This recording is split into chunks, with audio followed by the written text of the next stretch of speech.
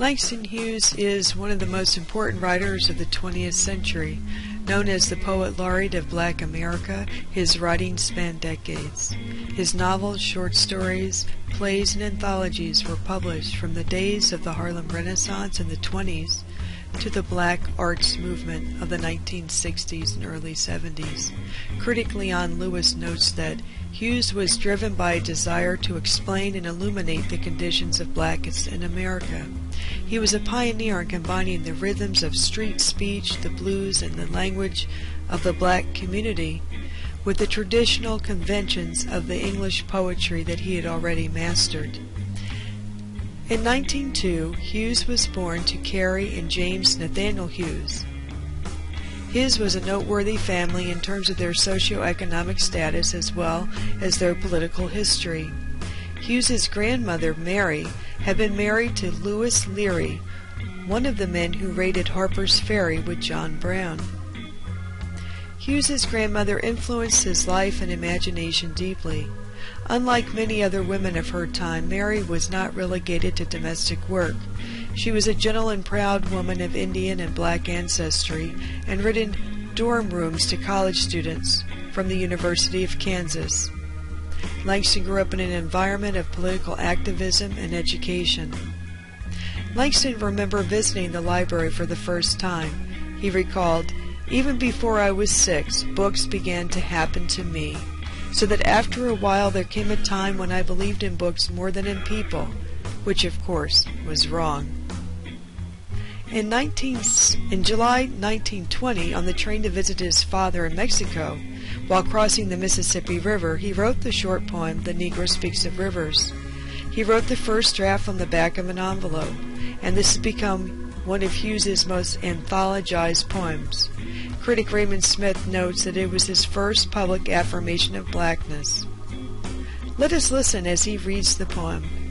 When it came to be written was that I was going to Mexico to visit my father who lived in Mexico City, and on the train going across the Mississippi River just outside St. Louis, I looked out the window and I saw this great muddy river flowing down toward the heart of the South, and I began to think about what this river had meant to the Negro people, how, in a sense, our history was linked to this river, how in slavery time my grandmother told me that to be sold down the Mississippi was one of the worst things that could happen to a Negro slave. And then I remembered that I'd read about Abraham Lincoln going down the Mississippi as a young man, and he went on a raft to New Orleans, and he saw human beings bought and sold in the slave market there, and he was so horrified by this that he never forgot it. And many years later, of course, we know that it was Lincoln who signed the Emancipation Proclamation. And so, as the train went on into the gathering dusk, because it had been about sunset when we crossed the river, I took my father's letter out of my pocket and began to write down on the back of his letter this poem, "The Negro Speaks of Rivers." I've known rivers. I've known rivers ancient as the world and older than the flow of human blood in human veins. My soul has grown deep like the rivers. I bathed in the Euphrates when dawns were young. I built my hut near the Congo, and it lulled me to sleep. I looked upon the Nile and raised the pyramids above it. I heard the singing of the Mississippi when Abe Lincoln went down to New Orleans, and I've seen its muddy bosom turn all golden in the sunset.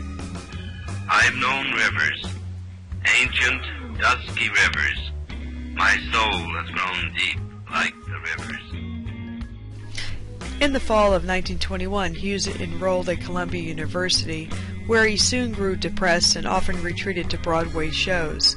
After finals the first year, Hughes dropped out of Columbia and worked at various odd jobs while meeting the people who would shape the Harlem Renaissance.